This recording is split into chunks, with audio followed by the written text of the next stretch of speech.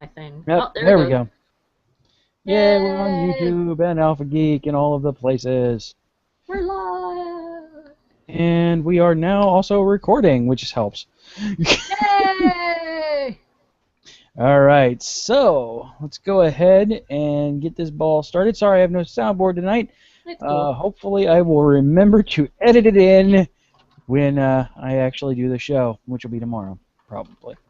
All right, so we are going to go ahead and start this in 5, 4, quit your typing, 3.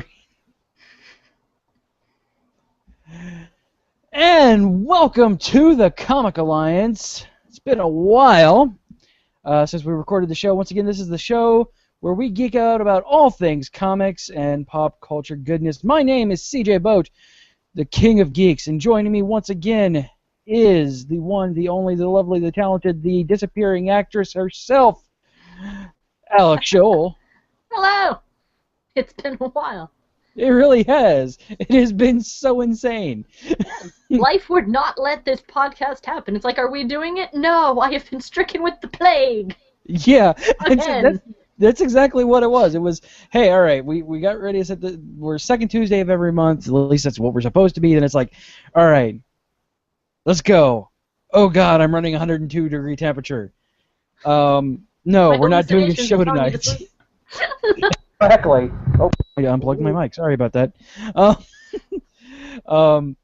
and then we went forward another week, and I'm like, oh man. And this is when we started doing all the prep for Dragon Con. Mm-hmm. So it just was like there was so much going on, and I had so much prepped for the big show all month last month. I'm just like, you know what? We'll pick it up again in September. And thankfully, you were willing to work with me on this. Fine.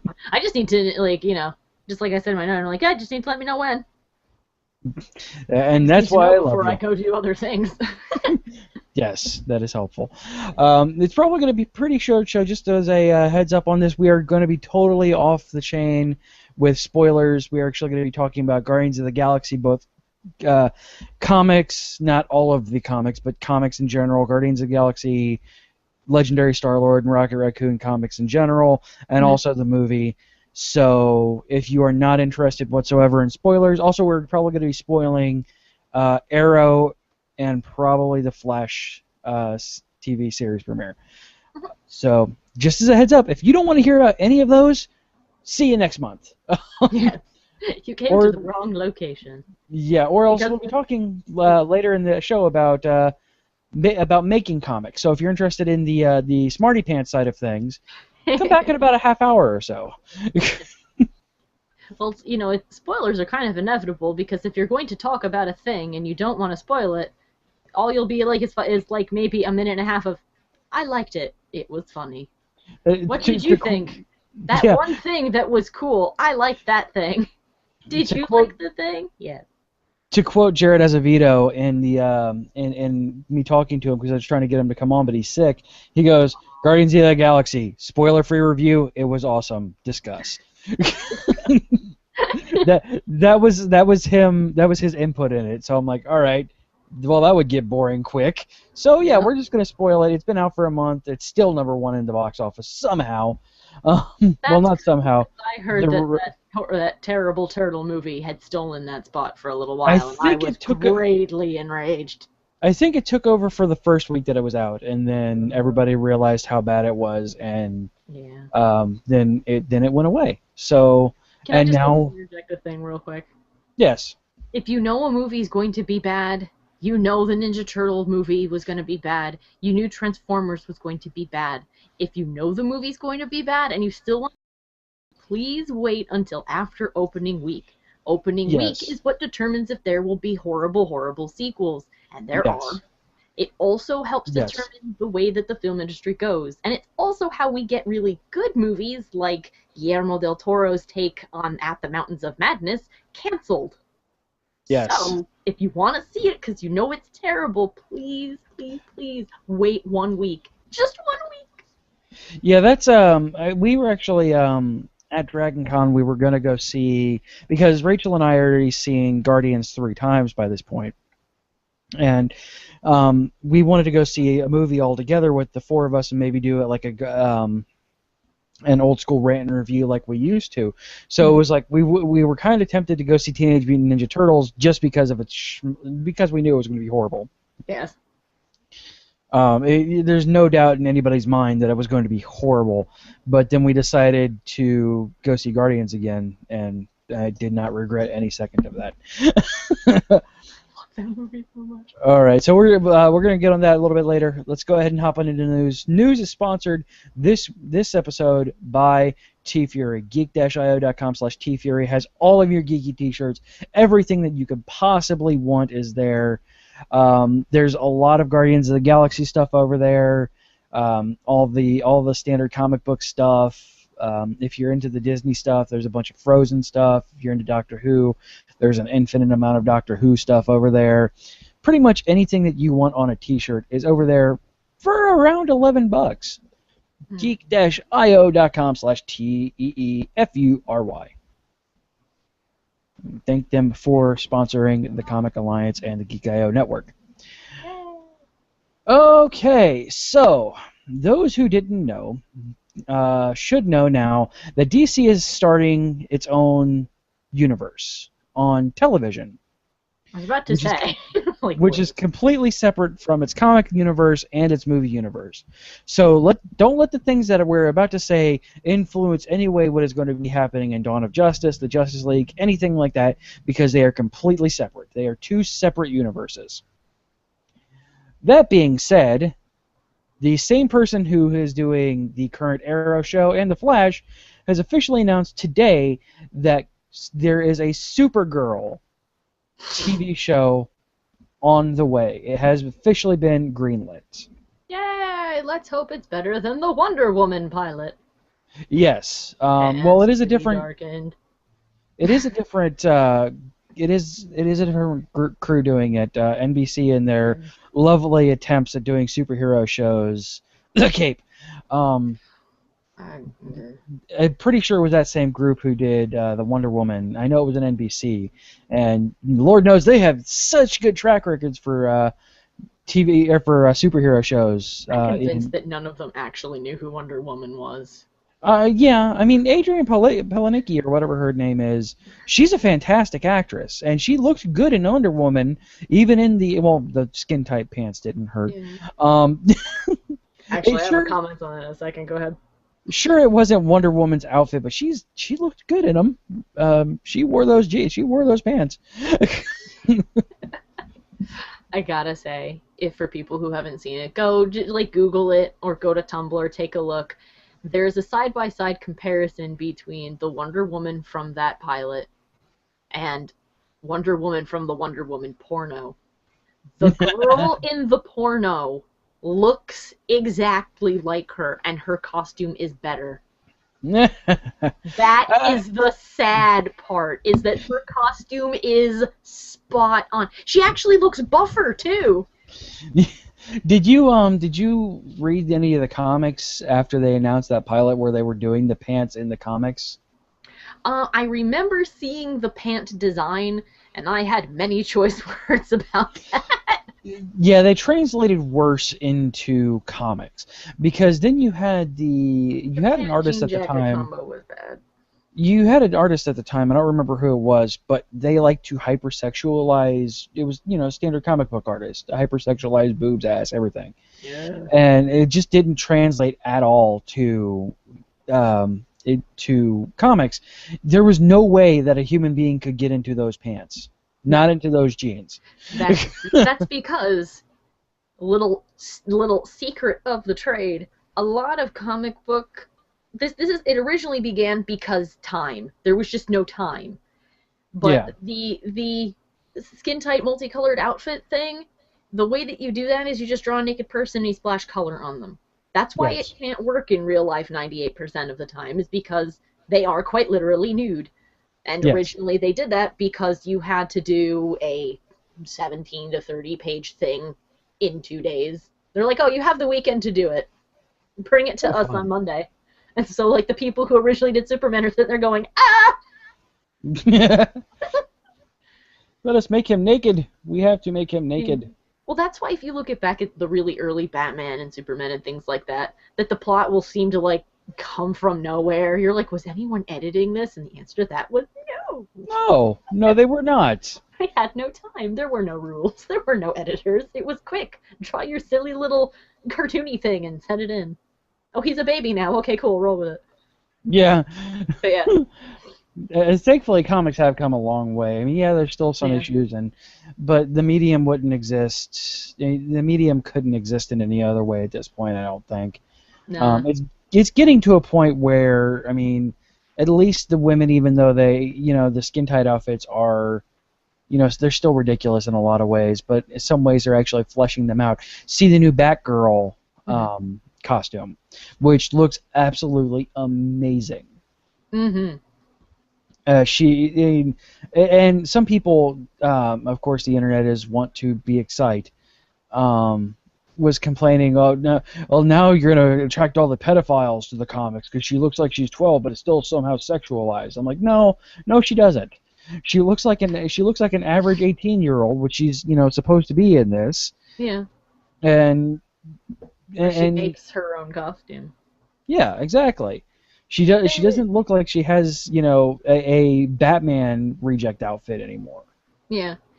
I'm glad for that. Like, there's a few things, just the designer in me looks at that and I'm like, I'd have done maybe that different and this different, and that looks a little bit impractical if you're telling me she went down to Macy's and went, you know what I need? But I do like that that it's going a little bit more on the realistic side, because there's always an element of the fantastic, because really, in reality, no, you couldn't, like, and any of this, no, couldn't happen, sorry. But it's nice to have little things that ground it more in reality, because it helps you to have your suspension of disbelief. Yes. Which makes it more enjoyable. So you're not sitting there the entire time going, no. Like my adventure watching 2012 the other day, sitting there the entire time, hung up on the very first thing in the movie about the neutrinos mutated. And I'm like, no. Science doesn't work this way. The whole rest of the movie, just sitting there the entire time, and I'm like, of course, because the neutrinos are mutating. And my boyfriend's just cackling off in the background, going, yes. Yeah, that movie is. See, the problem, that's a problem where most things start to come apart, is when you try and base the fantastic too far into magical realism. Imaginary science, yeah. Yeah, and it's the midichlorians causing the Force. Once you try explaining something too far, that's when it starts to fall apart. Yeah. Because that's why things like Jurassic Park worked, where it was so absurd. And at least in the movie, they didn't explain. I haven't read the book in forever, but they didn't go too far into, this is how we scienced out dinosaurs. Just like, holy crap, we found a way to replicate dinosaurs. Yeah. The way that they spaced it out, even though in reality it would be far more complicated and sadly not possible, it was grounded enough in reality that people who weren't genetic experts would sit there and go, well, I guess that makes sense, yeah. As opposed to, again, with the Force, it's like, if you understand that it's a thing that these people can do, that some people can do, and some people can't. It's a bit like in the Mass Effect universe, how there are some people who are biotic and there's some people who aren't. Yes. And we have a reason that they're biotic. But it doesn't go so far into it as to try and explain how. Yeah. That people would just be sitting there going, no, that doesn't work that way. It's just well, there's the toxic element that causes this, and they discovered that if you expose humans to it, they start to develop the same biotic skills that other aliens in the universe have. Yeah, and so we started doing it on purpose, and you're like, I could see that. Yeah, absolutely. It is just. I mean, even you can just go, hey, there's a disposition for some people to be able to do these awesome things. Cool. Yeah, and then you're like, it's bacteria, and you're like, but given what the Force is. Yeah, exactly. Are you telling me they're like omnipotent bacteria? Because you're like, well, they are the Force and they guide us. Yeah, but they're bacteria. That's like saying the common cold taught me science. Yeah, and then everything is connected because of these bacteria. So that's when you've explained it. It is a collective unconscious of bacteria that has now basically become God. Yes. and we all wonder why George Lucas wrote his own fan fiction. I don't know. I don't understand why that happened. Basically. I do love how Disney now is just like, let's not take those. Let's not even pretend that they're there, because I mean, one thing I loved about Disney was they did a lot. They do Star Wars weekends every year, and they've been very, very prequel focused in the last 3 or 4 years. Disney bought them, and all of a sudden it's like, oh, it's Star Wars Rebels! Yay, Star Wars Rebels! What about the prequels? No, Star Wars Rebels! No. Episode 7's coming too. Remember that? Yay! Remember, we're the good guys. But yeah, I know it distracted us. But yeah, it's always good to have a touch of realism.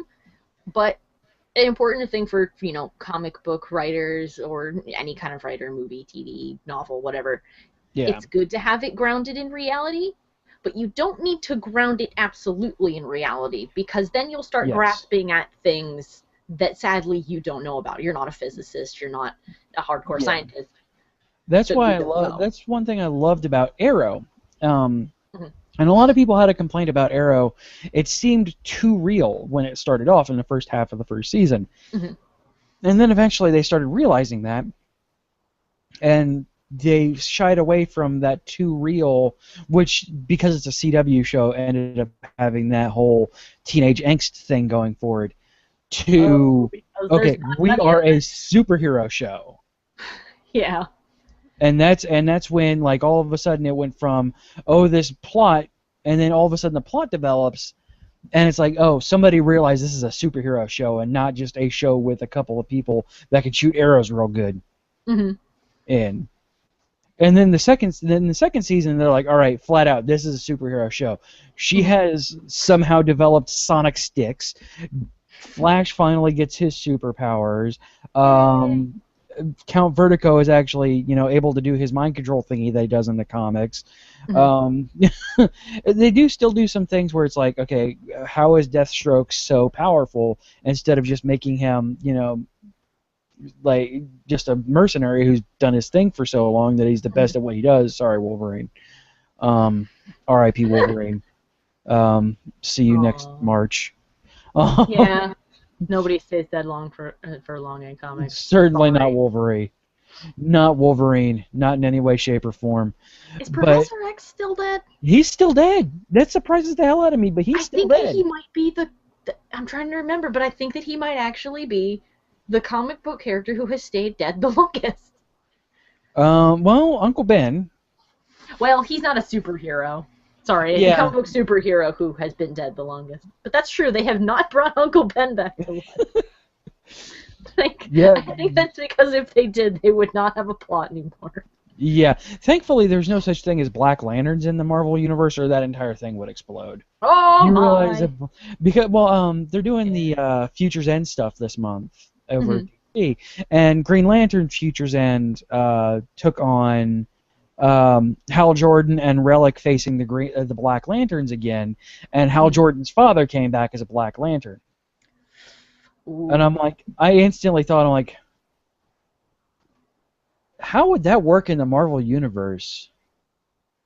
I don't know, but I've seen a very interesting set of crossovers where people have designed, if there had been a crisis like that, who would be a Lantern and what one. And I actually really liked it. If people are listening, go on Google and look up Blue Lantern Spider-Man. Yeah. Because the design that they came up with actually looks really cool. But yeah. I think that would be very interesting, and it'd be kind of fun to play out. Only they could play nice and do a crossover. Right? Or, they've already basically blatantly ripped off the Green Lantern Corps with the Nova Corps. Why can't they have Rage Nova Corps? Yeah, the Marvel and DC have been ripping off each other forever. Oh, yeah. And then Hawkeye was a villain, and then Green Arrow came around, and then Hawkeye became a good guy and snarky, and then Green Arrow had to become snarky, and no, they play off each other. It goes cyclical, and then there are people who are independent who rip off the same thing. So it's not even really worth worrying about. No, and that's No. kind of what I hate about the fandoms of comic books. Is like, well, Marvel did this better, and Marvel and DC does this better. No, no, no, no, no, no, no. Let's not even just enjoy your medium. Yeah. If you want to treat it like a Pepsi and Coke thing, fine. That's It's- your prerogative. It's true that I think on the whole writing style wise that they do have two distinct ways of doing things that they're both Yes. Oh at. yes. But to sit there and be like, oh well, Marvel did this kind of character better. DC clearly stole it from them. Like, you'd be surprised who stole what from who. Yeah, and then those Way people back go when to there the weren't people- rules about this. Yeah, Yeah, exactly. They they well, I bullshit mean, all the time. yeah, I mean, even now though, you have to take into consideration.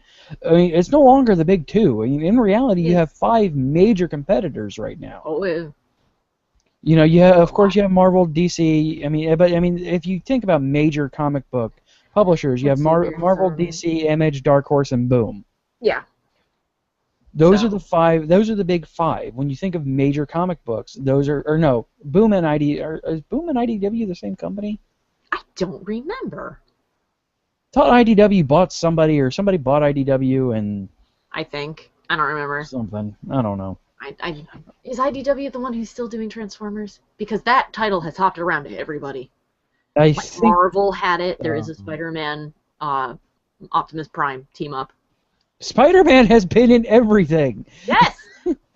He has been. I mean, he was in. I love the Invincible Iron Man team up from back in the day. It was fantastic.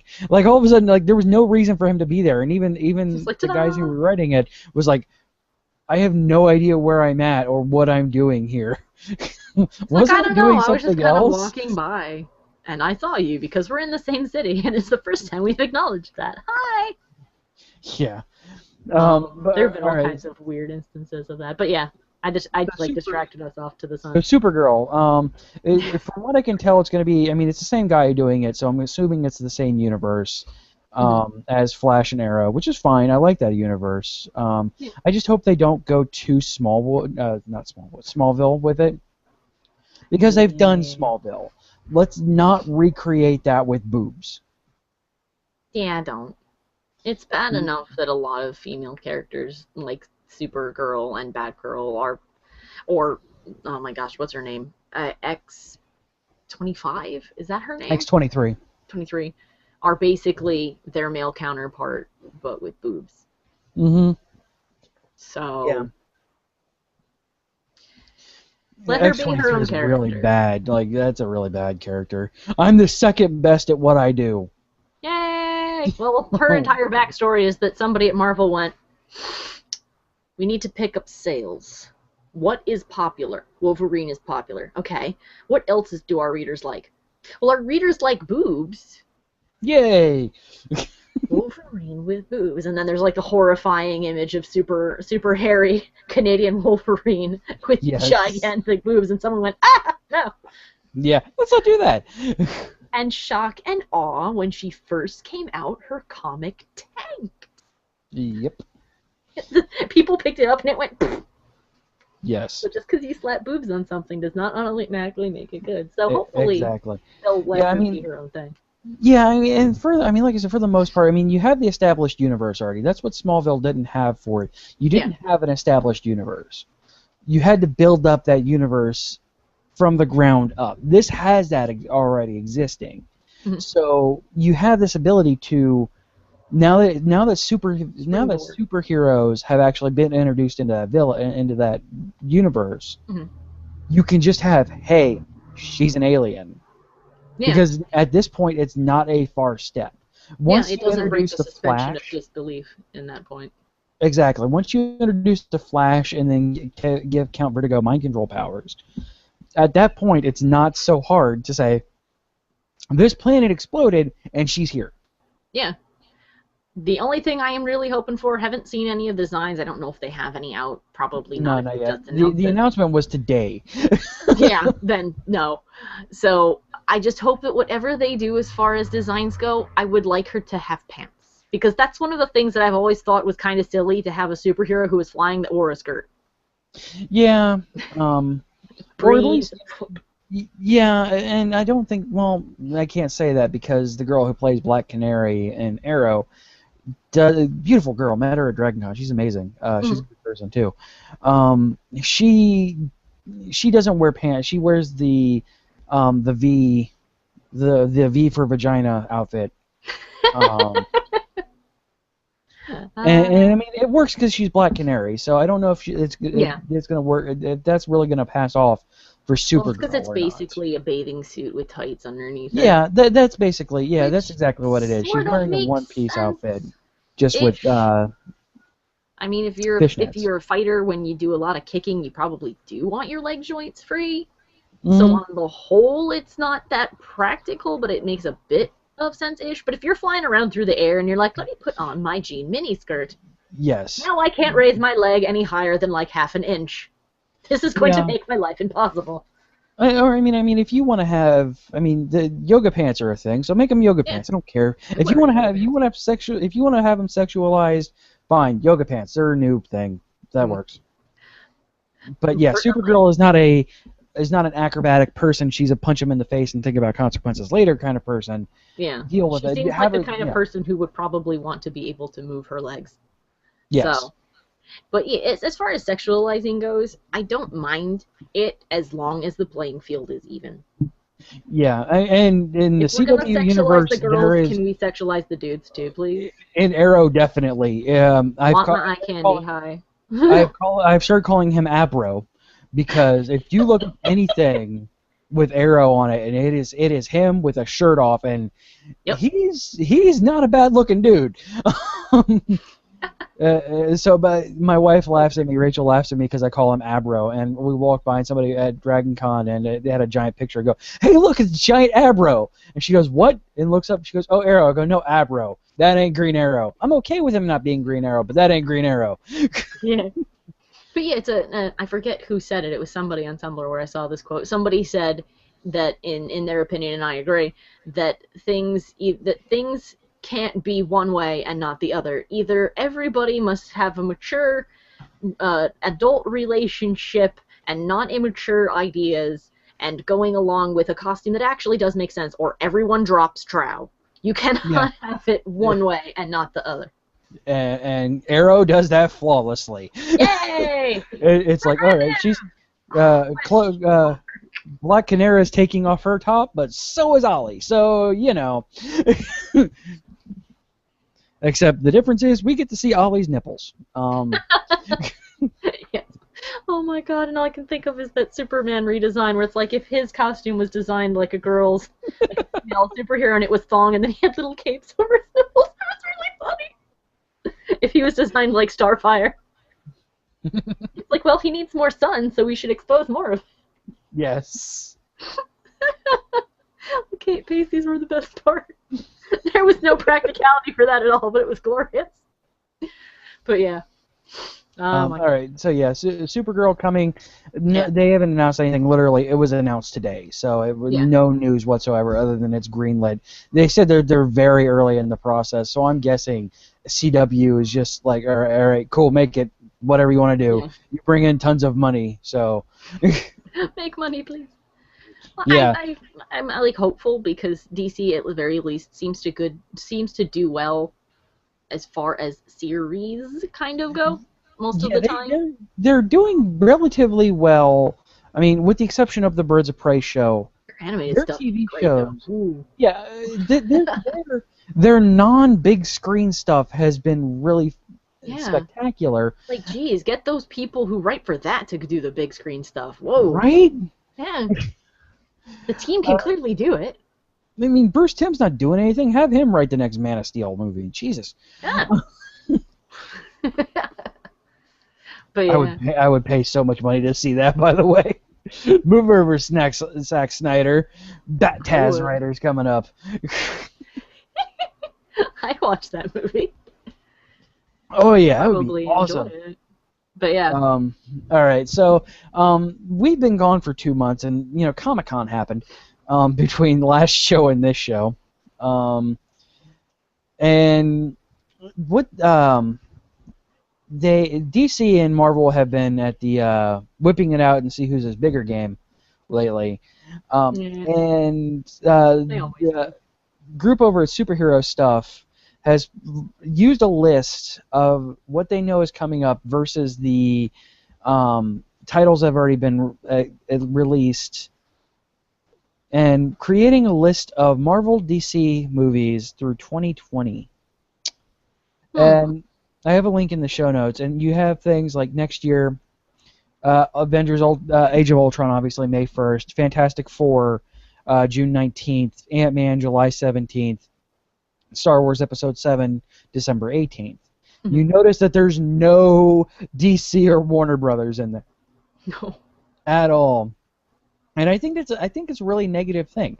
I think that Warner Brothers should get at least a secondary movie out there next year. What movie was it that they were planning to release alongside Captain America 3? Dawn of Justice. Yeah, they were going to open 2016. Yeah, they were going to open it the same weekend originally, and Yeah. then they changed their mind, like, oh, we're going to push it back like way far. Yeah, And I was like, oh, come on. But I mean, you have Aquaman now and Jason Momoa.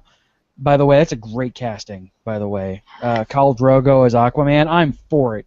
And also, you now realize have how awesome Aquaman is. Oh my god! right. Like, look up his actual superpowers, and you'll be like, oh my god. He's basically Superman, but underwater. I mean, he can and also the summon ability. Cthulhu.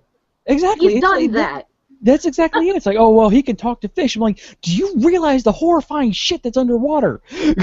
Like, I'll just do like a quick list. 1, his skin is like shark skin. 2, Yes. he's bulletproof. Yep. 3, at one point he had a hook hand. Yes. Blade. 4, he has aquakinesis. At one point he used that to kill a guy by rupturing his eardrums and flooding his brain with blood, and the guy died. It was awful. Yeah.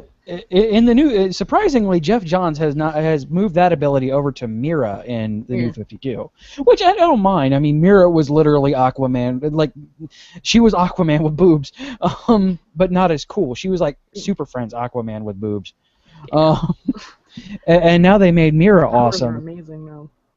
But yeah, I mean, now that you have that in 2015, go ahead and put that movie out there because nobody's gonna expect too much out of an Aquaman movie. So if you piece that together, give Aquaman a reason. Properly. Yeah, exactly. You know, don't get Zack Snyder writing Aquaman again. For the love of God, let that guy rest. Yeah. You know, get somebody else to write it. Like, geez, you have a potentially amazing story. I mean, think about it. Aquaman owns 75% of the planet. Exactly. The planet is basically his. He rules the ocean, which covers most of the planet. We kind of live here because he allows it. You can have that directly lead into what's going to happen in Dawn of Justice. Yeah. I mean, so because I mean, I really doubt that Dawn of Justice is going to start 5 minutes after Man of Steel ends. Yeah, However, that would just be like, where were you guys a minute ago? Exactly. Man of Steel has ramifications that could affect the aquatic world, or at least the relationship that, you know, all of a sudden Superman appears and now Atlantis is threatened. Yeah, there was this giant machine caused by his people that was ripping the ocean apart, and be like, hey, exactly, who's gonna answer for all this crap you pulled? Yeah, exactly. So I mean, you don't need to do anything. I mean, just let Jason Momoa do his thing because he's awesome at just being. Let him be and command fish.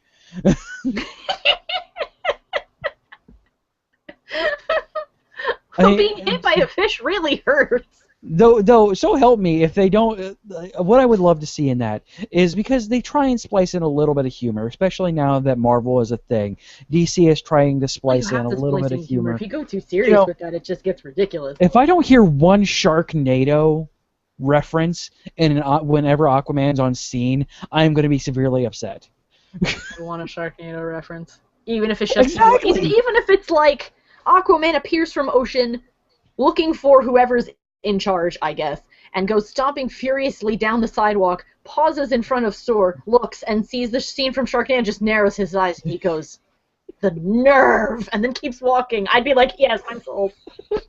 Yeah, exactly. I mean, so you Done. got it. You're exactly there. There's the first 5 minutes of your movie. Right? This is how it opens. And then we'd be sitting there laughing. We'd be like, I feel kind of intimidated, but also I'm laughing. Right? I mean, you can kind of Namor up Aquaman Yeah. a little bit. I mean, and not make it a bad thing. Yeah. But Actually, I it'd be really really think funny if you drew from that at the end of the movie. It's like I remember a scene like this once. Water tornado filled with sharks, and be like, yeah, this is how you make a Sharknado. right. But so I mean, 2015, no DC whatsoever, which is a little weird. And in 2016, I mean, they go off right off in March with Dawn of Justice, Superman, Batman v Superman, and then With no May Wonder Woman, 6th I guess. is the Captain America, and then May 27th is X-Men Apocalypse, and then June 3rd, Teenage Mutant Ninja Turtles 2. All right, I guess. Mikey's Quest for Poon Part 2. Yeah. More this amazing series. I don't know if you read it. Untitled Marvel film, July 8th. The Power Rangers reboot movie, July 22nd. You know, I'm a 90s kid. I'm kind of excited about that. Right? My expectations are really low, but I'm really excited to see it. But I'm still excited to see it. I have like no faith at all of this being amazing. Yeah. Other than it being like B-movie amazing. Yeah. Oh yeah. It's gonna be shit, but you're gonna want it to be shit. I do too. Actually, for people who are curious, the Power Rangers is based on Super Sentai footage, where they kind of split together. And I got curious one day about what that was like, and I went and I watched the first episode of the Super Sentai, and I found out a couple of things. Is that one, they really should have kept in Rita Repulsa's evil flying tricycle that she rode around the city. 2, I probably wasn't the only kid or the only girl wondering why, when the Yellow Ranger transformed, did she no longer have lost her boobs. Yep. That's because the Yellow Ranger's a man. Yep, but they had to have the Asian play the Yellow Ranger because we're racist. I think that was actually an accident, but then they did it again with a later series, and I'm like, okay, I could have gotten that was an accident. But at this point, when you've had enough people complaining about that when you didn't intend to it, you probably should have had a big note saying we shouldn't do this. Yes, and then have the black guy play the Black Ranger. Yeah. Which then they replaced the black guy with a half-black guy. So, you didn't make it any better. Nope. And then they flipped it around where the Yellow Ranger was African American and the Black Ranger was Asian, and they're like, "See, we fixed it." And I'm like, but this is now a direct response to that. Yes, exactly. You can't win. It's Power Rangers. What are you gonna do? Exactly. So you got Untitled DC film on August 5th.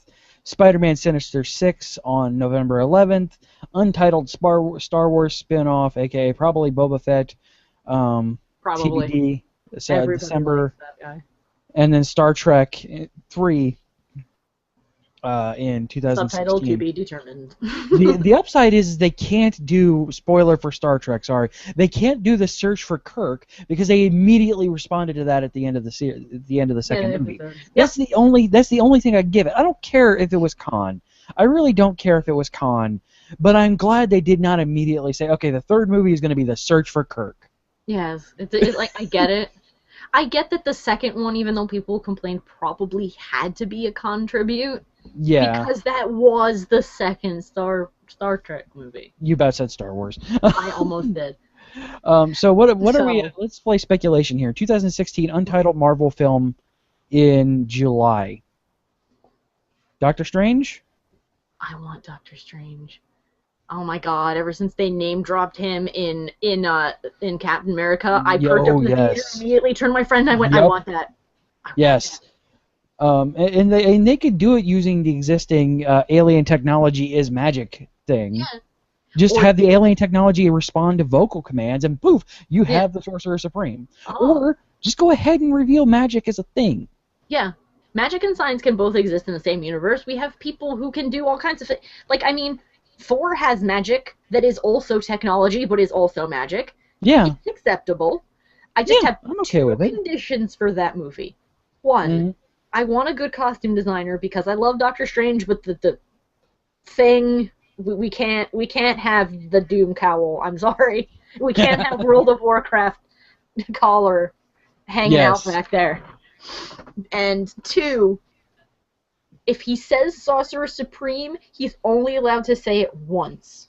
Yes. Because the animated movie, pretty good, but he says Sorcerer Supreme way too seriously, way too often. What do you think of it being Johnny Depp? Because he's been thrown around by it. I could see him looking the part-ish, but I don't know. Doctor Strange, I mean, I feel for like me- I know that Johnny Depp isn't exactly young anymore, but I feel that we need an older-looking guy. Well, I mean, if you look at, I mean, I could Like see, a more square head. I can see him. Have you ever seen Sweeney Todd? Oh yeah, I love Sweeney Todd. I have it sitting right I over could see you. He has the gray streaks in his hair, and he's older looking in that. Yeah. And when they said Johnny Depp was being thrown around, my mind instantly went to Sweeney Todd because it's not that far of a swing from I being. could see it, but at the same time, I feel like his face is just naturally too thin. Yeah, I mean, but that's fine with me. I would actually, but that would get the name draw for it This is true. a C because that's kind of the thing you're going to run into with your C group of stars. You have to have a name draw. Nobody would have went to see Iron Man if Robert Downey Jr. was not Iron Man. Actually, if he wasn't playing Iron Man, I would say Robert Downey Jr. should be Doctor Strange.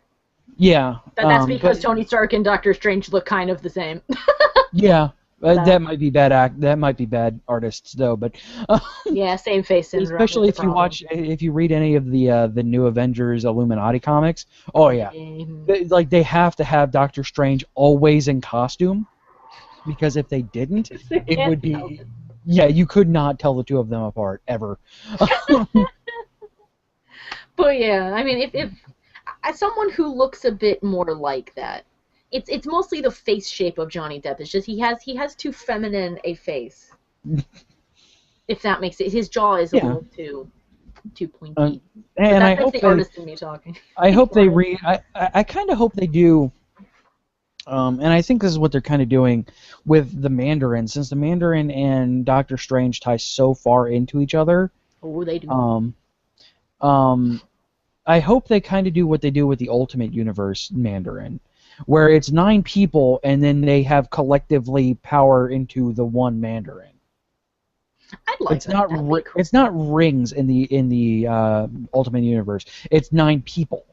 Mm. And they That would basically make more personify sense that each way. of the rings.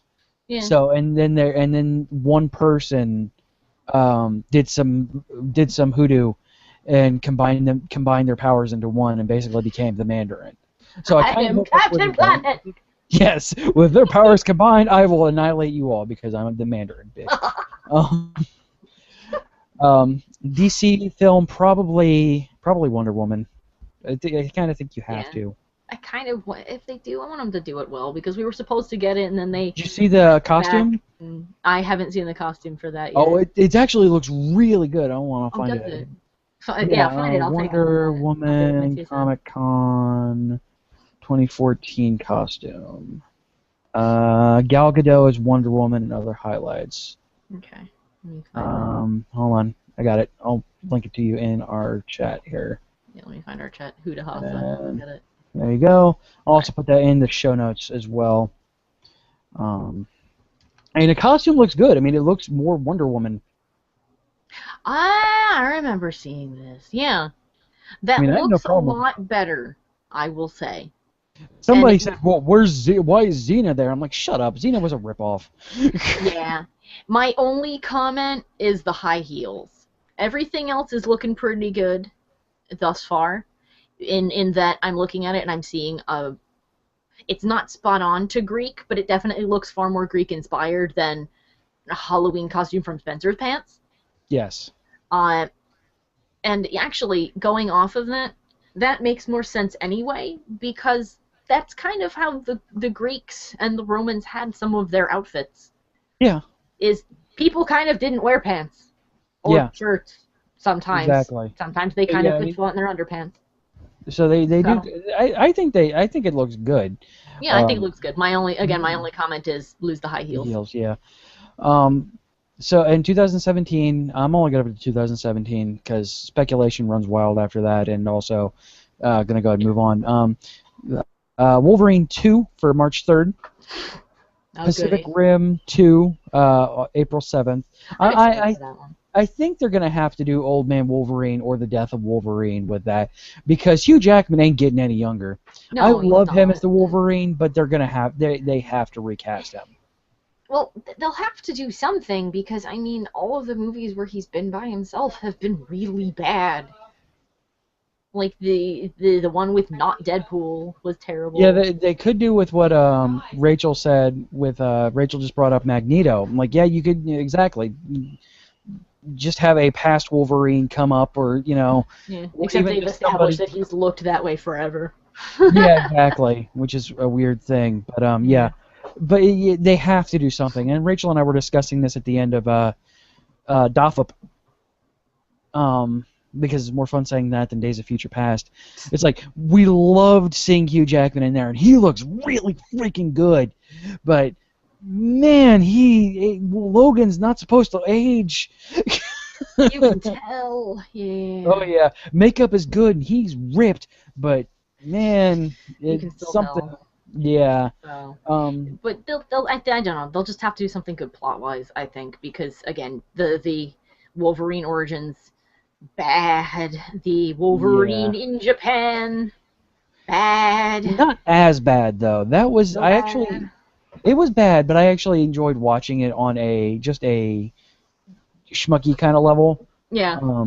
I guess you could say I ironically liked it, but It's fine. It's okay to have a guilty pleasure. But I wouldn't say it's a guilty pleasure. I just didn't hate it. It was bad. Okay. Don't get me wrong. No, that's fine. It was bad. I'm never gonna say it's a good movie, but for a comic book movie, it did comic book well because it was over the top. Yeah. And that's good. And I don't like. That's the one thing I hated with Origins, is that it was too. We get back to the. Hold on one second. Oh. Huh? What? Oh. Okay. Sorry. That's the one thing I didn't like about X-Men Origins is, again, going back to what we were discussing earlier, too far rooted into science, real science. Also, poor Deadpool. That's the nail right in the coffin right there. That's exactly it. If you you've got the you cast Ryan freaking Reynolds as Deadpool, and he is great as Wade Wilson. He is the best part of that movie. And then you took his mouth away. Yeah, exactly. You muted Deadpool, really? Yeah, when you have the perfect guy to play him. Like, you would have asked me who could play Wade Wilson, like, he was on the top of my list of who could play Wade Wilson. And then now he's Hal Jordan. I'm okay with him being Hal Jordan. Just get different writers if you're gonna redo the Captain America, Green Lantern. Green Lantern. Though I would prefer to see. That movie was terribly underrated. I actually quite liked that one. You still need better writers. Could have done without the parallax basically being giant cloud fart version. Yeah, that's exactly it. I mean, Galactus, if you're going to bring Parallax into it, I want them make to do Parallax. Day, Darkest Night. I want them to do that. Do that one. Yeah, I could. Like, I mean, but you'd have to reset the Green Lantern. Well, they probably would want to at this point anyway. But yeah, well, if you're gonna have Justice League, I'm gonna guess that they're going to go with probably with a Jon Stewart. For Green Lantern in this time, and I'm okay with that. I'm fine with that. I mean, I'm okay with it not being completely whitewashed. This is the reason why I'm glad that that Jason Momoa is Aquaman, because he's not sparkling shiny white dude. So I'm all right with that. Yeah. The less whitewashing we have of things. Well, it was a little bit weird when people started shouting whitewashing about Green Lantern, because Hal Jordan was the first Green Lantern, and he was white. Yeah. I mean, I see no reason why we can't have Hal Jordan, but they're like, oh, they whitewashed Hal Jordan. I'm like, he is white. What are you talking Yeah, about? exactly. I think they might. See, that's the thing. All right. When you think Green Lantern, Mhm. you have two for pop culture outside of comic book people. You have two Yeah. Green Lanterns that pop the head. You have the afraid of yellow and can't do anything to yellow Super Friends Green Lantern, Yes. and you have the Green Lantern in the Justice League cartoons, who was John Stewart. Yeah, and that's the one I think most people remember, but I remembered Hal Jordan too, and I believe he's been in a couple of cartoons since then when they've had him. He was in Oh Young yeah, Justice too, when they were talking about, like, oh, we should recruit yeah. that Guy Gardner guy. No! No. Poor Guy Gardner. He's the Red Poor Lantern Guy now. Gardner. Nobody like. He works as a Red Lantern. Yeah, I can deal with he's him as a really Red good Lantern. as a Red As a Lantern. Green Lantern, not so much, but as a Red No. Lantern, he fits in to Oh, yeah. the current Red Lanterns, where they're not just slobbering beasts. Yeah, well, I that's like- because once you put the ring on, you lost your will, you lost your mind to rage.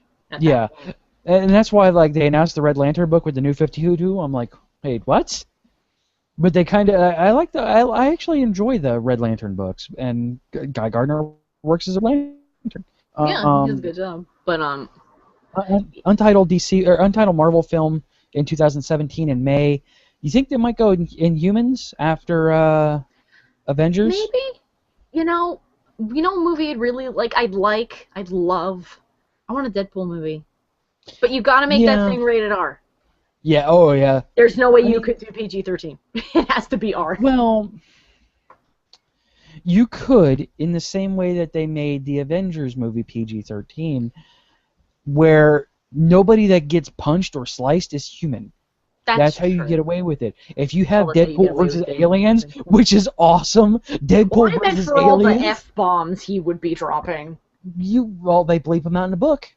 That is true, and he acknowledges it, so you Just could like do that. Rocket Raccoon. Rocket Raccoon also. And I mean they dumped down Rocket Raccoon but made him edgy enough to make him Rocket Raccoon in the movie. You could do the same with Deadpool. But you have to you have to have the fourth wall breaking every once in a while. Wall breaking, That- have to snark. That's what you have to be careful with. Is if you are going comic Deadpool, you have to make sure you're going to use that fourth wall, but use it correctly. I think that they did it really well, oddly enough, even though the game itself wasn't that fantastic, but the Deadpool video game. Yeah. The way that they portrayed Deadpool, perfect. That is Yeah. Deadpool. Ta-da. Mhm. That is him, 100% accurate. Yes. The game itself was kind of uneventful. But yeah, but it was he the himself, Deadpool that we excellent. needed. Yeah, that was the Deadpool that we had been asking for. Yes. Untitled DC film in June 23rd, 2017. That's what I'm going to guess is probably the Green Lantern or the Aquaman movie. I'm guessing that would be it too, because I can't really think of anything else. Because the next year you have the building up to for in 2018 Justice League. So Yeah. you have to. I mean, if you're going to rip off Marvel, you have to give some kind of boost to your secondary characters. Yes, Because you do. as it stands, you're going to have a Superman, a Batman, because his name's first. So let's put it this way: they changed the movie from Man of Steel to Batman v Superman. Batman's gonna be That's because the Man main of star Steel of that. got very much a no from people. Well, actually, I think it was a 50. I think Man of Steel is was kind of literally 50-50, at isn't it? 50%. Yeah. I think last I actually looked, it was 50% on Rotten Tomatoes, which exactly sums up what I've heard from people. Like Yeah. some people hate it, some people love it. I'm like, I didn't like it. I mean, out of all the It Superman was movies, meh. I feel it was the best one. But Yes. given all the Superman movies of the past, that's not really saying much. yeah, I am so glad. So. The best thing they did was get away from that continuity of Superman Returns. Don't get me wrong, I loved Brandon Routh as Superman.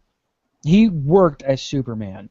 But Yeah, in that same continuity as the original how four... Nicolas Cage wanted to be Superman. Oh, God, no. No, and yes, I've seen the pictures of it. God, no. No, no, Glorious. no, no, no. Oh, like that wouldn't be the funniest friggin' movie. Spider-Man Venom in November of 2016, which As long as it's not dude from the '70s show again, I'm good with. Yeah.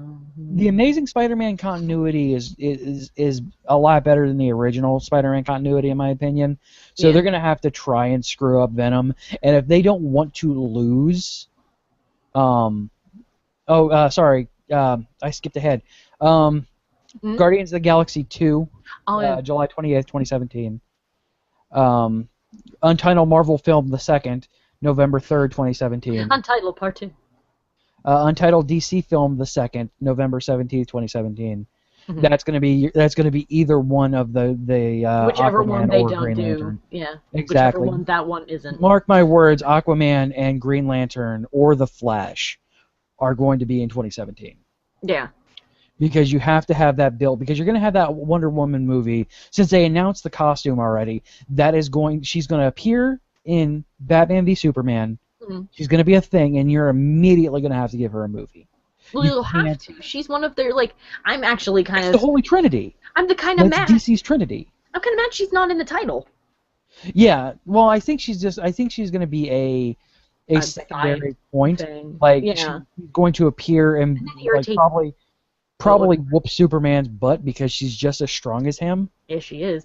Actually, all things considered, the way that their continuities work now, if you were to line them up and say who would win in a fight, Batman or Wonder Woman would hands down, simply because they've changed Superman's weakness from kryptonite to magic.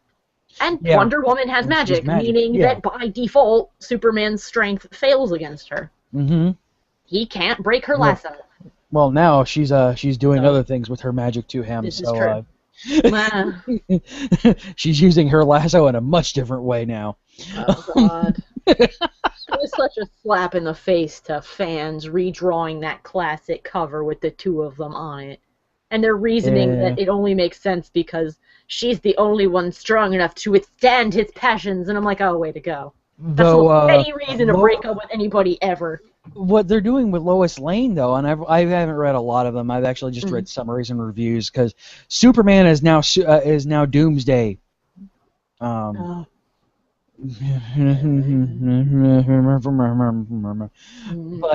Brainiac is behind the Future's End thing going on right now. Yeah. At least part of it. And he actually is setting off the Future's End stuff in the Super Doom stuff that's going on right now. Super Doom. That's what they are calling it. I know that's what they're calling it, but that's still a dumb. DC is calling it this. This is not a fan-made-up thing. I know, but it sounds like it is. It sounds like a child misunderstanding the title. They're like, oh yeah, it's the Doom is in the Superman comic. It's the Super Doom. Right? Vader's Zim title. Super Doom, Doom, Doom, Doom, Doom, Doom, Doom. But he's infected anybody who had any kind of latent psychic abilities as a Brainiac or a Brainiac type person, akin to like Brainiac 5. They showed that in their little preview thing. I remember when they were showing Lois off Lane all the is one different of them, and she's whooped Wonder Woman. Ooh. That's a lot of magic bands that we have. Sorry, Disney Geek IF moment here, folks. Rachel's showing all of the magic bands to the camera that we have for Disney World. Nice. We're not freaks at all about this, not at all. Well, they're at the podcast. But yeah. So she's a Brainiac, and she went up against Wonder Woman, who wasn't expecting. I think it was mainly because Wonder Woman wasn't expecting her to be anything. Yeah. And also mind versus might. Yeah. And they play Wonder Woman pretty well with the fact that she's pretty much always been punch it first. It may not always work, but then she'll think about it. She tried punching the problem and got her ass kicked. Yeah.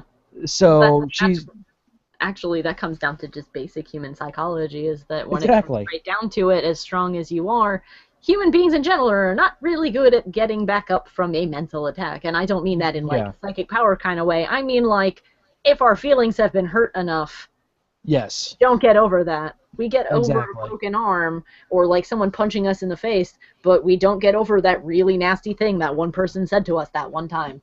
Yep. Even if we never saw them again, it'll haunt us forever. We're so bad at that. Yeah, So it makes sense. but I think she went up against her, and because she's like, oh, it's Lois, this isn't a big deal, I can reason with her. She couldn't reason with her because she's been brainiacified and then got her ass kicked.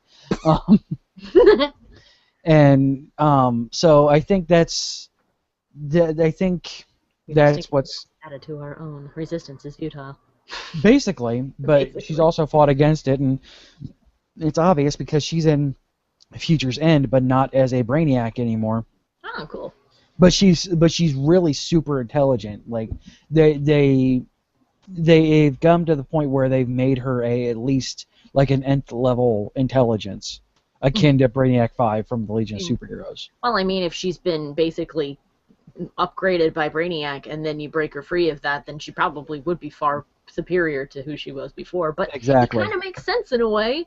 I mean, to be able to lead to that conclusion in general, simply because how many times has Lois gotten into some kind of disaster that she just should not have been able to escape from, or come to a conclusion that she just could not possibly have been able to pull out of her butt? Mm-hmm.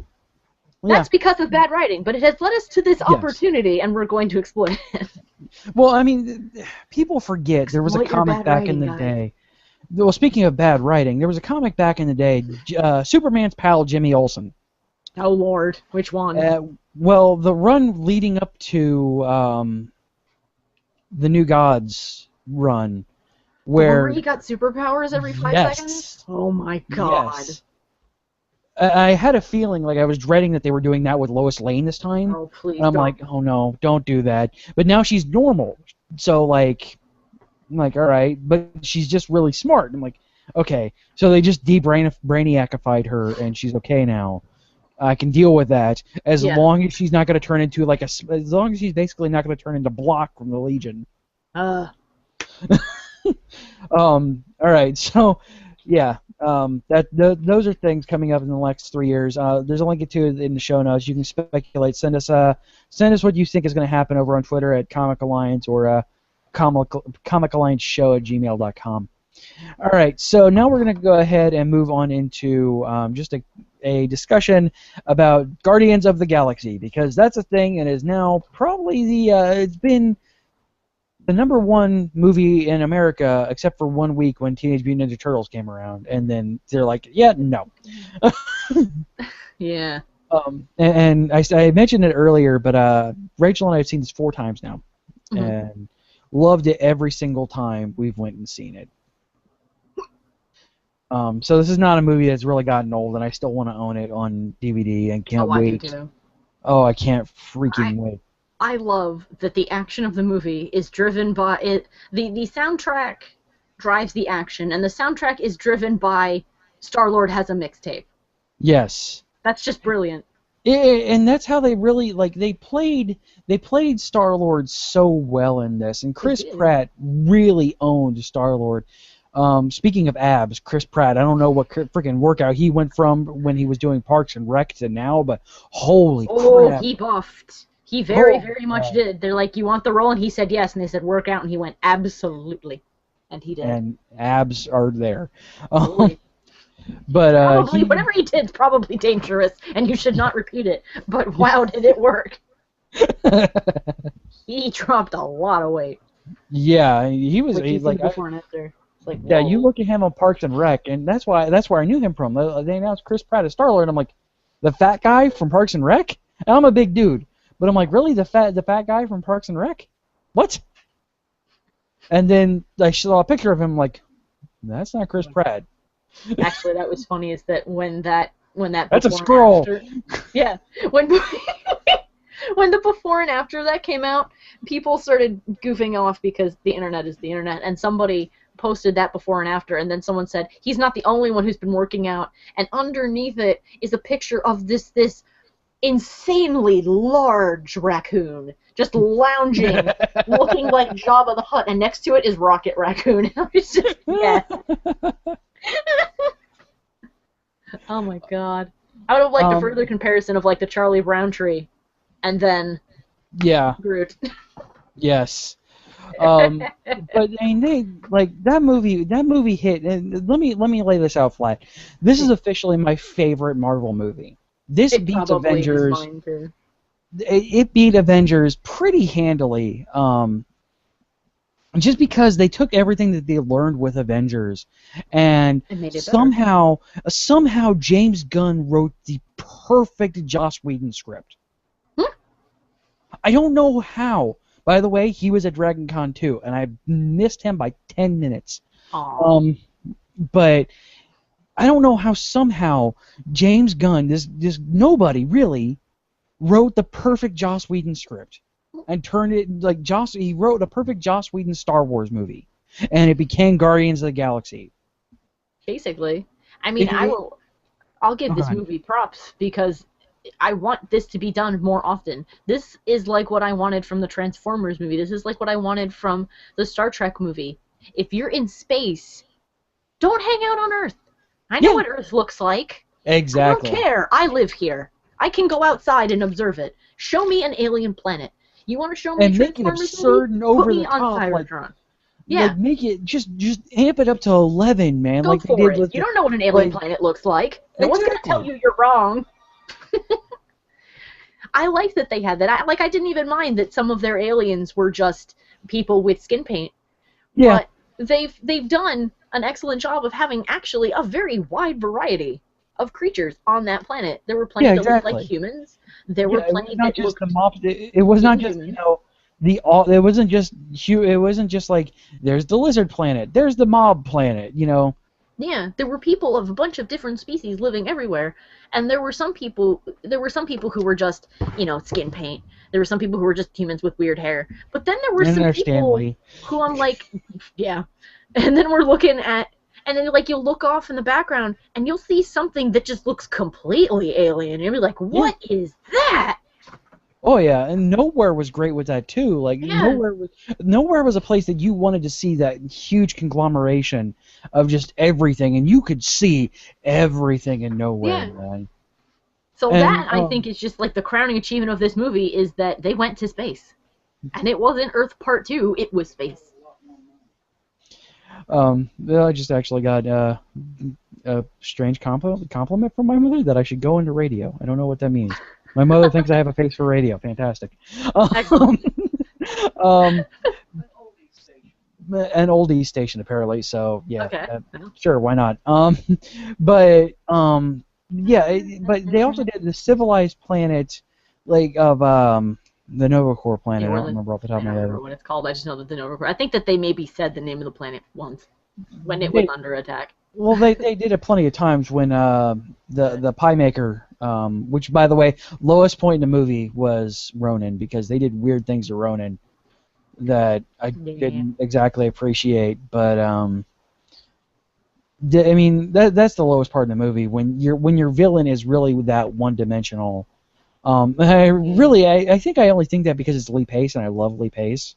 That could be. I mean, I thought that Ronan was a little bit one-dimensional, but at the same time, I didn't mind that because of the conversation he had with Thanatos, where Thanatos told him that he was an immature little child. Not Xanatos, Thanos.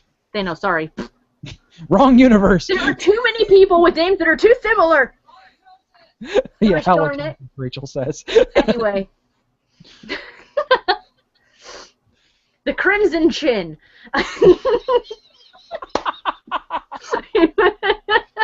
But when they had that conversation, and he basically told him off for being a one-dimensional child, you're like, oh, that's how low your ambitions are. This is all your motivation is. You're pathetic. And then he just sits there looking at him like, I don't know how to respond to this. By the way, Josh Brolin as Thanos. Oh my God. I know that voice.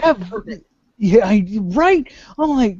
I'm glad he's just super CGI and not just like they tried to make Josh Brolin Thanos.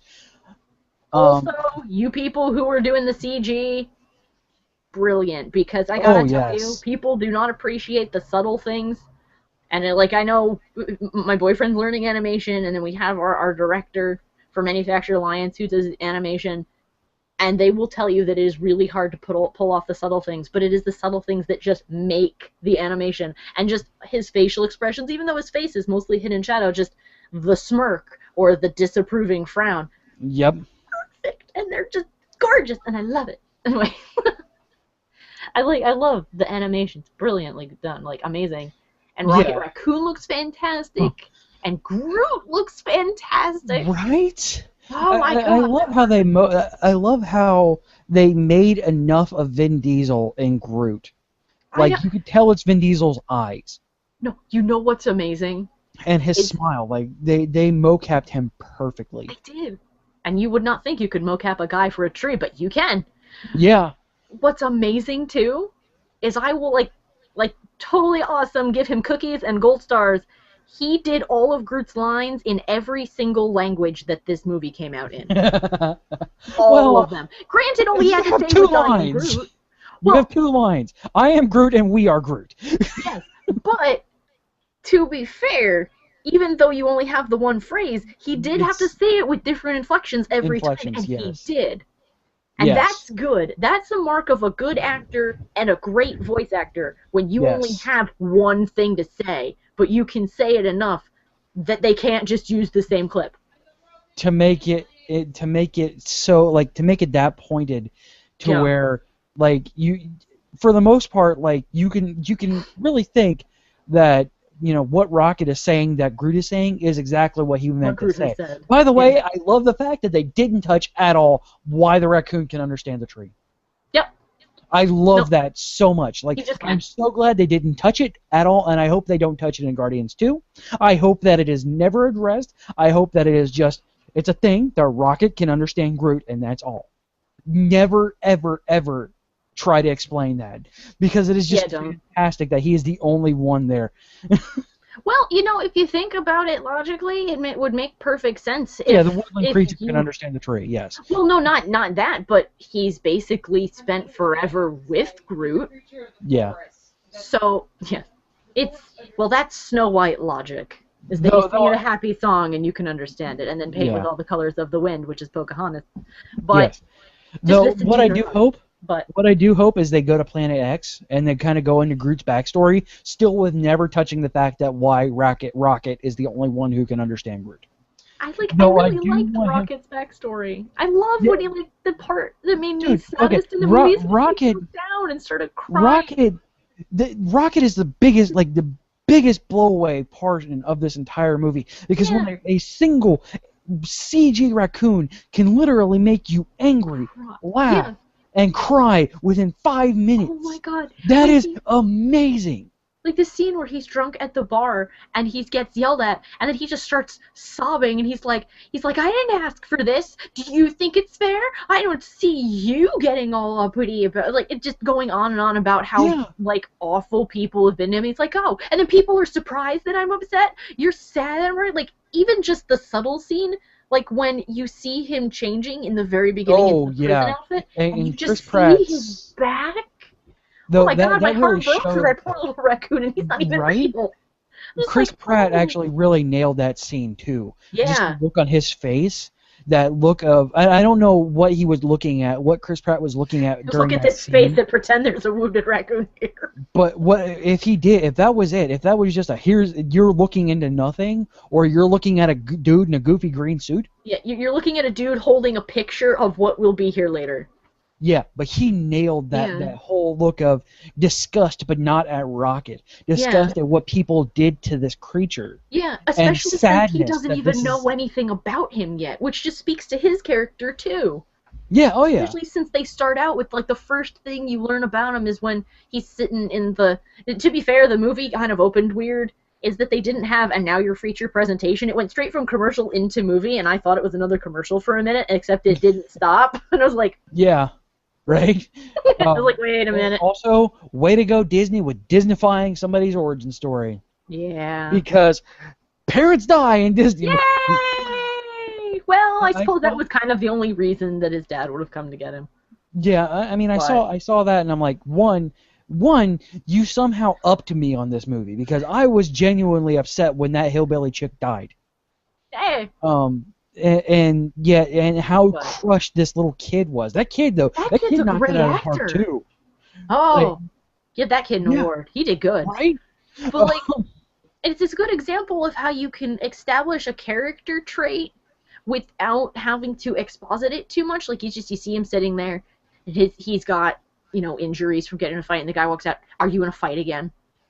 Well, there were people crushing a frog, and that wasn't cool, and it was awful because it's just a frog, and it didn't do anything, and then they're like, oh, Yeah. get in there. And then you learn that essential part of his character, which you see again when he sees Rocket. He doesn't know Rocket. All he knows is that Rocket just tried to murder him. But he sees Rocket's back, and instant sympathy. Yeah. Yeah, exactly. And that is the good Star-Lord, not like the weird, like the comics originally when they introduced Star-Lord, he was Star-Lord. He was the Lord of the Stars. He was he was a military guy. because his dad's basically a god. Yeah, he's basically the king of space. Yeah. He is a Star-Lord. Yeah. But they had him acting like that, and since really Annihilation, when they reintroduced Star-Lord as a character, because Rocket Raccoon Rocket's been a character for a while. Star-Lord appeared, was a Lord of the Stars, and then disappeared because nobody liked that character. Nope. And then nobody likes that. And then Annihilation happened, and suddenly the character's back. Like and like they just now addressed how the character came back. It was actually a continuity thing why the character disappeared into the Cancerverse and then came back. And in he froze. The Cancerverse. There you are, I think. Uh-oh. Did you lose me for a second? Yeah, you roboted and you froze.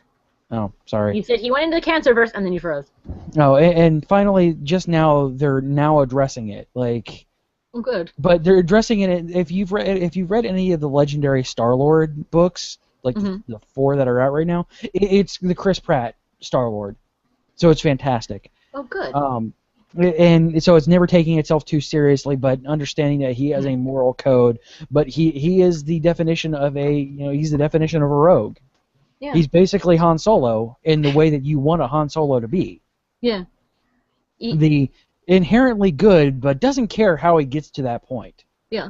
Really, you can see that as a result, at least in killing and singing into rodents. That was awesome. I gotta say, just that poor live frantic space rat that he's using as a microphone. It's like, yeah! And the rat's like, ah! It's like, fuck you down, oh Lord! But his character makes sense when you realize that he got abducted by space truckers, evil space trucker pirates, and that instead of bringing him to his dad because they kind of forgot. Because that guy's a dick. That guy's a dick. Yeah. I liked that they were like, you know what, we've stolen this child and we kind of are terrible people, but now that I think about it, we were supposed to bring it back to his dad. That guy was a dick. It was great. Yes. That was some of the best. I don't want to spoil it because I think my boyfriend might be listening. But that line at the end, my favorite line in this entire movie is the conversation at the end with him and Ronan. He's like, "What are you doing? I'm scratching your turn glasses." Like, what? He's like, I'm sitting there going, "Okay, that's perfect." Just what was happening at the time, brilliant. Loved it. It was a little weird, like how. And I'm sorry for your boyfriend, but I did announce at the beginning of the show that we're going to spoil the hell out of this movie. It was a little weird and how it was forked in there that all of a sudden Rodan calls them the Guardians of the Galaxy for no particular reason. Yeah. Like, you the Guardians of the Galaxy. But it was a little forked in there, but they had to name drop it. And but then I loved how Star-Lord's like, you said it, we're the Guardians of the Galaxy, bitch. And I'm like, yes. That was great. And then Guardians of the Galaxy, friendship is magic. Yay! Yeah, that was kind of the inherent point of the entire movie, like. That friendship was magic, yeah. Yeah, it kind of weirded me out a little bit, but there were some weird continuity errors in that too. Like has headphones on, cassette player is in guy's pocket, walks away with headphones still on, does not come out of guy's pocket, is in space with mask on, is inside with no mask. I'm sitting there in the movie, I'm like, who didn't check that? Yeah, that was a little overall, weird. Over tightening. really, all of the continuity errors I spotted, and I think the weakest character was Gamora. Yeah, that's what I was going to bring up next. Is well, first of all, bravo, Dave Batista. Who knew that guy could act? Yeah. Like I'm like Dave Batista as Drax. I'm like, cool, let's do it. That's great. I love Drax. His people are literal. It'd just go over Yes. your head. It would not go over my head. For My reflexes are too quick, and I would catch it. And the thing is, he carried that. Like you would think that you would think it's like nothing goes over my head. You think that it would end. No, he continued on. My reflexes are too quick. All right, that joke's over. I would catch it. And the way that he says it, I'm like, all wistfully and looking slightly up in the air, just I don't catch it. I'm like, oh my God, wow, you really carried that joke all the way to its logical end. I like your knife. I am going to keep it. That was my favorite name. Never call me a thesaurus. What's wrong with him? His people are literal. I am not a princess. Oh my God! And just the names he kept giving everybody. That was great. Yeah. I got it. So with him being super literal, why would he ever think that Gamora is a whore? She never showed any intention of her being a whore. Why would he ever call her that? That's the one out of character thing that bothers me. Well, I think when he calls her a whore, he's not saying it like as a sexual whore. Because there are people who whore themselves to other people for a variety of reasons. Yeah. So he's basically trying to call her basically a female mercenary. Basically. I can see where you're coming He's from. basically saying, he's basically saying because he could clearly know that her race, her people are probably dead and have probably been taken out by the very people she serves, and in his eyes that makes her a whore. That she goes to. So okay. You could define that as whore, so that would still be literal. Yeah, or all right. Just saying it to be an asshole. I mean, he can be an assoal without being completely literal. He was trying to be friendly with it, though. Like you. Oh, when he called her a whore later, yeah. Yeah, like, but all right, but yeah, Gamora definitely was. I mean, that was the low point, only because I know the Gamora of the comics, and though don't get me wrong, when you have, I thought she was very weak. Yeah, when you have a woman like Zoe Saldana playing Gamora, you have to feminize her a bit because that's the kind of person Zoe Saldana is. You don't throw a name like Zoe Saldana in there and not have her feminized a bit. But the awesome thing is she was not helpless. Yeah. She still beat Nebula without any help. Also, by the way, Amy Pond, fantastic acting there. Right? She let them shave her head and paint her silver. High five. And yet still looked hot as hell. Oh my God, when she pulls her body back together, I'm like, oh. But yeah, I'm glad they didn't kill her off. Like, I'm glad she's going to be a recurring villain, mainly because I want to see her in leather again. I'm not going to lie. I have a huge crush on Karen Gillan. I'm not going to lie. Just like any other person in this universe who knows who Karen Gillan is should have a crush on her. Like, oh my gosh, just and like the voice acting and the CG, like Groot, fantastic. Yes. Like during the final fight scene where he skewers 3 guys and just smashes them forever, and then just stops. And he turns around with a super serious face, and then he smiles like, "Did I do good?" And they're like, "You did great, Groot." He's like, "I am." Because you expected him to do the "I am Groot" thing, but it's just like the fact that you were expecting him to "I am Groot" and then just smile. I am Groot. And he just goes. The cheesy grin that you've seen, and like but you can tell that smile is from Vin Diesel because if you watch things like the God forbid, the Pacifier. He gives that smile. He gives that mischievous smile more than once in that. Same thing like a couple of times where he's not so serious in the Fast and the Furious movies. You have that mischievous shit-eating smile. So you can tell this is not just somebody trying to somewhat capture what Vin Diesel might do in this situation, but actually mocapping him, and that's great. Mm-hmm. Like, oh my gosh, I liked his character too, and all of his character has to be done via action and inflection because he doesn't speak. Yeah. So He don't speakify as good as you and I. his vocabulary is limited to I and am and Groot in that In order. that order. Yes. But like little things like he hears them discussing their plan and he's like, I am going to be helpful and I'm gonna go and get the thing we need. Oh, how are we gonna get up there and get it? And Groot goes, I can do that. Nope. Starts to grow. And then you just hear them go, but first we have to make sure that we disable blah. Poof, alarms. I am Groot. Or we'll do it on the fly. I will do it. I still like the ongoing gag of I need that guy's leg. Yes. I need that guy's leg. I dressed up as Rocket Raccoon at Dragon Con, and Nice. and throughout the entire day, and Rachel was laughing because she played Harley Quinn, and we played it as I'm Rocket Raccoon with a Harley Quinn, and yeah, I somehow wound up being her really rejected and hatred pet. But like throughout the entire day, I was chasing people through Dragon Con. I need that guy's parts. I need your hat. There I was need a your dude. eye and There your was a dude foot. walking just with like a Gundam head on, nothing else, just a Gundam head. And I'm chasing this guy through the Hilton. I need that guy's head, screaming. I hope that he laughed at that and didn't run for security. No, he played with it. Oh. He looked around and I'm like, and I kind of nodded at him and I go, hey, I need that guy's head. And I'm guessing you see the movie, so he kind of holds up his hands like, and it runs. But it's that joking run, like, come on, play. Finish this story. Yeah. Finish this scene with me. So I'm running through. I need that guy's head, and like it was so great listening to people laughing about it.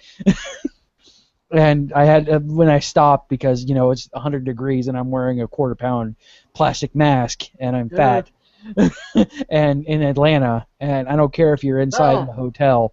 I spent 5 years in Savannah. I know the heat and the humid, and that you're not gonna run outside. Sorry. Yeah, but so that I stopped and people are just laughing at it. I'm like, I'm glad everybody got a kick out of that because I'm gonna die now. I have to go pass out. I'll see you guys later. Yeah, it was great seeing Rachel, who's 6'1", without heels, by the way.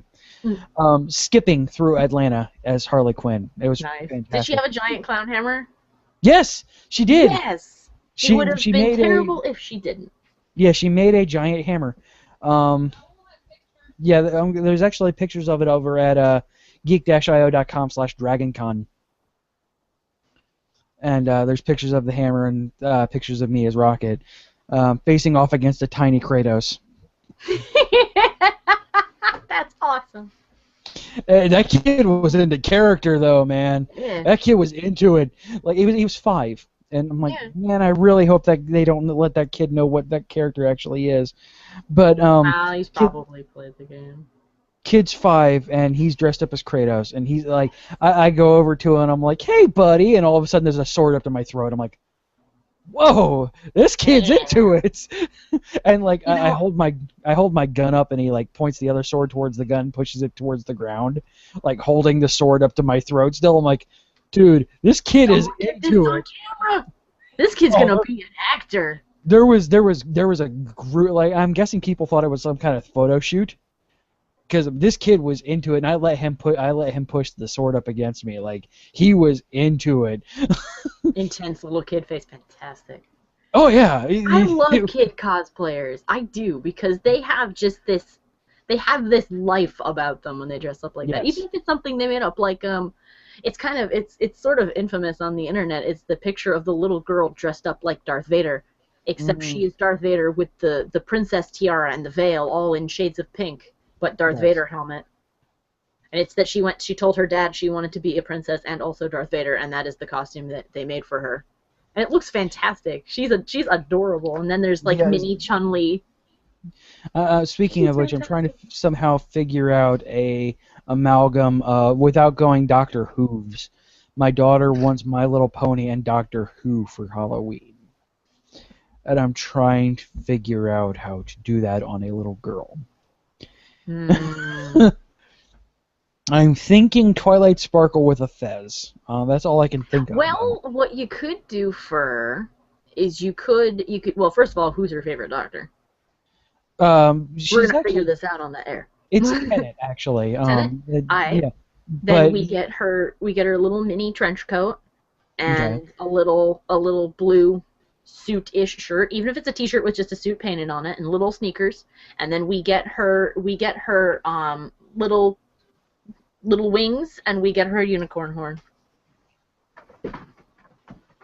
And you have successfully blended them together without having to go to Doctor Who's, because that is a character that exists in the show. It is. It is, and So- I hate the fact that I know that, but like I was forced to do an amalgam search with my daughter, because she would not let me not, and I had to show her the Doctor Who was in, My Little Pony. Mhm. What did Rachel just send me? Oh, Rachel just sent me basically there's a Pony River song.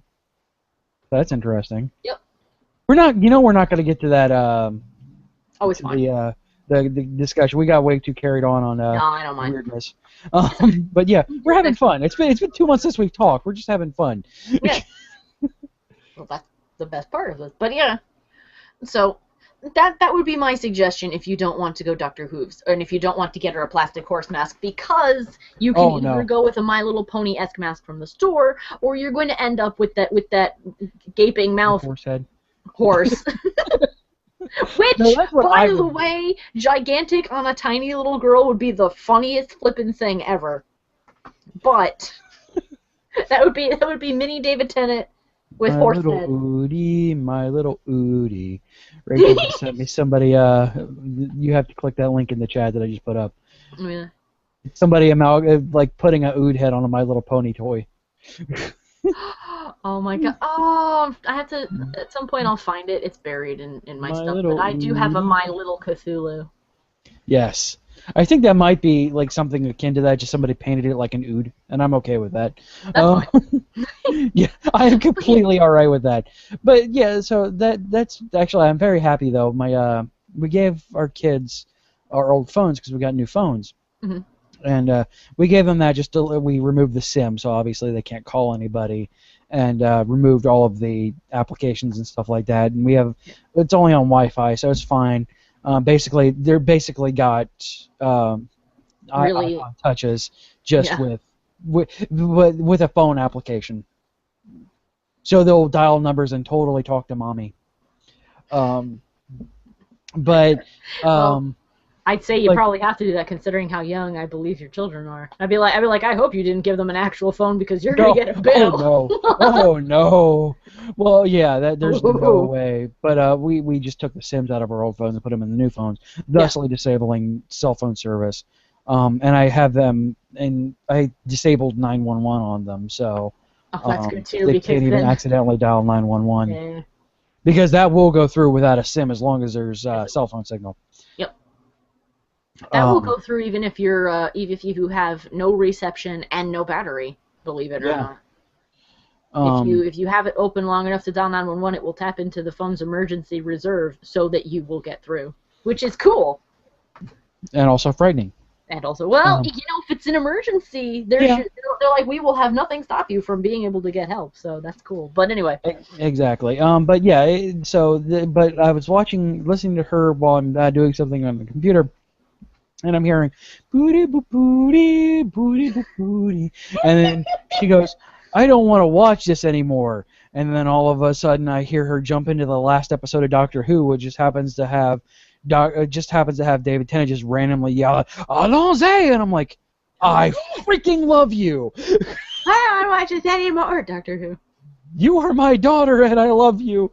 Well, she's hung up on it. Like, she dragged me to Hot Topic one day, and I'm expecting her to run around for like My Little Pony stuff. She goes up to the person who's dressed up like Misty from Pokemon. She goes, "Miss Misty," and she kind of looks at her and goes, "Yes, dear." She goes, "Where's your smallest Doctor Who shirt?" And I'm like, I'm just like, I'm squeeing inside, and the girl who's the attendant, she works there, and she's just like, dies laughing. Just like the matter-of-fact way I'm sure your daughter said, "Where is your smallest Doctor Who shirt?" Well, she did. You don't understand. My daughter, she gets very serious when she wants something. We're walking through the mall. She sees they have a Doctor Who sign up in Hot Topic. They have a Doctor Who poster up. Because it was getting ready to it wasn't quite to the They new might as Doctor well yet. rename Hot Topic Meme, by the way. Yes, Rename exactly. it for Meme, please. You're about as Yeah. far away from goth punk as it is physically possible to be. Yep. You still have your corset in the back, though, so. Yeah. She looks and goes, "Ooh, Doctor Who, Daddy, let's go in here." And Rachel's doing some shopping for clothes for her, and I'm like, okay. Why not? I go in there. I'm like, it's been forever. I haven't been in a Hot Topic since it was goth. So I'm like, which was 12 years ago now. Yeah. No, it was about 2000. Was the last time I was in a Hot Topic. Probably around 2002, 2003, where it became really obvious because that's when the rainbows happened. I remember that. Because in college we went there just to look at the weird stuff that they had, and I remember walking in and going, "Why is the store rainbow colored?" Yep. Yeah. I feel like a rave threw up in here. We go in there and she's looking around, sees Harley Quinn stuff and goes, "Daddy, Mommy's costume's there." I go, "Yes, that's right." And she goes up to, she's looking around, she's very intently looking around, dragging me everywhere. Not actually saying a word to me. Not actually saying a word to me. Yeah, exactly. It's very much so. She's my wife's daughter, obviously. And we're going in there, and she's looking around, dragging me everywhere, not saying a word, not finding what she wants. She huffs and stomps her foot. And then the attendant, who's dressed up like Misty, like you do, comes over and pops down and goes, "What can I help you with, Princess?" She goes, "Miss Misty." Like we watch Pokemon a lot, so she knows who Misty is. Because Pokemon, there's nothing really wrong with it. Nobody ever gets hurt. Nah. So it's fantastic. So she goes, "Miss Misty, where is your smallest Doctor Who shirt?" It very on the nose, no joking. Your smallest Doctor Who shirt. And the girl, she just falls over. Because she's down, propped down. Because it's obvious that Kia's shopping and not me at this point. And so she falls over laughing, and she goes, "I'm sorry, we don't have a shirt small enough to fit you." And she goes, "Daddy, I need a Doctor Who shirt for my birthday," and then we leave the store. We got her. We went to geek-io.com/tfury and got her Doctor Who shirt, and it's actually it's a great shirt. It's Doctor Who and Friends. It's very cartoony drawn, with Matt Smith and River Song and Amy Pond, and a Dalek, and I think a Cyberman's on there. And she loves that shirt. She wore it for 4 days straight after that, and it was so hard getting it off of her. We're not throwing it away. We just need to wash it.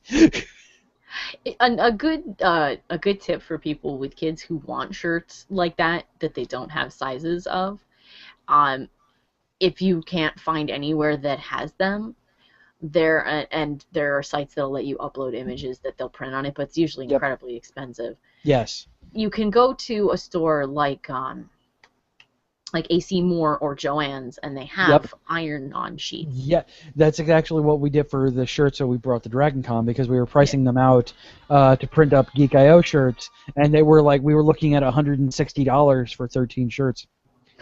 And we're like, yeah, no. And I got paid that for shirts, but that's because I painted them by hand. Yeah, exactly. If it was hand painted, sure. By the way, in the chat is the shirt that we got, Kia. But yeah, we're just we happened to go to Joann's and saw the iron-on thing, and we're like, yeah, we're gonna do that because that cost us what, $60 for everything. It's like $5 and change for a pack of 10 iron-ons, Okay, and they're 11 by 17. Yeah, exactly. So and we did two designs for the shirts, and people we did 8 or 10 shirts, and we went to Walmart and got the super cheap $3 shirts. Yeah, well, those are the ones that are for that purpose. Yes. So and it was great. Everything went well. We've washed them since Dragon Con because obviously, ugh. And they went through the wash just fine, everything like that. So I'm like, yeah, I think we're good on not ordering custom-made shirts anymore. Yeah, well, it's usually cheaper to make your own. Also, a good rule of thumb for that, because it doesn't really give very good washing directions on the package. If you're going to wash them, I suggest, since I make these all the time and I use iron-ons for them, is to flip the shirt inside out, wash it on cold, and if you can avoid your dryer, avoid the dryer, because if there's any part of it that isn't quite attached, it's going to start fraying. If you need to iron it and you don't have the iron sheet, because that's too direct heat, it'll start to melt, flip the shirt inside out and run an iron over the back. Don't ever put the iron actually on the thing, because it will just melt. That'll do it. We did get that. We did learn that part because the first time Rachel went through her shirt, it almost melted everything, and we went over through it again and did it the right way, and everything looks beautiful on it. It was fine. By the way, we should probably not, considering I'm planning on selling these things, we should probably not give away what we're doing with these on the air. Well, it doesn't matter if we do, because if you don't have a high quality image to put on it, it's going to print out looking like crap. Exactly. So, and I really think that the shirts that we did turned out very well. But the nice thing about it is that when you sell it, you don't have to sell it for like $1 million, that people can just pay you for it. Exactly. A good rule of thumb of pricing is 3 times what you paid. Yeah. You get back about half. Yeah, and I think that's pretty much what we're settled at on that one. So there's going to be stuff coming up to geek-io.com/store soon. By the way, we should probably also talk off air for stuff, but that's beside the point. That's fine. But yeah, so I think that's pretty much going to be it on the discussion now that we're completely off Guardians of the Galaxy. To go ahead and wrap up the show, since we've been doing this for a bit now. Again, it's been 2 months since we talked, and Alex is one of my good friends. So, she ditched us because of stupid work crap. Well done.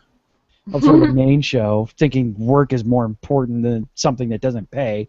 Well, if it fed me, I would stay, but it doesn't. So. Shh. All right, so if you want to get a hold of the show, go ahead and comicallianceshow@gmail.com. Twitter is twitter.com/comicalliance. We are not affiliated in any way, shape, or form with the Comics Alliance, though I'm not arguing with the free publicity that we get from people misdoing that Twitter handle. Yay! But full disclosure, not in any way affiliated with the Comics Alliance. They're a gigantic company. Just has I didn't realize that our Twitter was that close to theirs, but I'm not arguing. Yeah. And if you want to really help out the network and get more stuff going on, help the show become a little bit more regular, because again, if it feeds us, we're more willing to do it. Patreon.com/geekio. That way we may be able to start doing this, every other week, or God forbid, if you start paying us enough and really want us to do it every week, we'll do it every week, but I want to get paid for it, and I'm not going to lie. Yeah. I would too. Yeah, I mean, doing this for free, I obviously have tons of free content up on the site, but it would be nice to get paid for it. So if you want it more than the once a month-ish, then patreon.com/geekio. There's a way when you do the fill out portion of it, they give you a chance to do notes to the creator, which is me. Just let us know, this is for, to going towards the Comic Alliance Fund, and we'll do this more often. Mm-hmm. All right, so Alex, any place you want people to point people to? Well, as far as my own stuff goes, you mean? Yeah. Well, I'm let's see. Oh, I forgot to put my fancy header on tonight. Oh well, whatever. I'm chaos_child on Twitter, and I am chaos2-child@deviantart.com for. I actually have something else for that, by the way, because I took it upon myself to do this. geek-io.com/chaoschild. Oh. One word instead of your double dash weirdness. Well, that's because other people took the name, and there's nothing on their pages. I've looked. I know. Well, it's the same reason why we're not Geek.io on Twitter. Or geekio.com. None of all of these are just sat on, and nothing is on there. Yet I contacted the person who owns geekio.com, and they wanted $4,000 for it, and I said, "You can go pick yourself." But yeah, so there's geek-io.com/chaoschild will bring you to your DeviantArt page. Sweet. By the way, you should probably just go over to Ustream or something for your stream neediness. Or, we have stuff that's set up here for Geek.io that you can do. But off air. Sorry, I just saw on your side of looking for new places to stream, and I'm like, Oh, I picked. I should get rid of that. I have my live stream now. it would be great if you would have contacted me about this, and I could totally give you places to do things at. Sorry. All right, so we'll see you guys in October, unless we start getting paid for this. So thanks for tuning in, guys. Really appreciate it. Again, patreon.com/geekio, comicaliceshow@gmail.com if you have any input on anything that you want to discuss. We will read it on the show and talk to you like you are actually here. Yay! So we will see you next time, folks. Bye. Bye. Boop, boop, boop, because I don't have a soundboard, and it's really weird.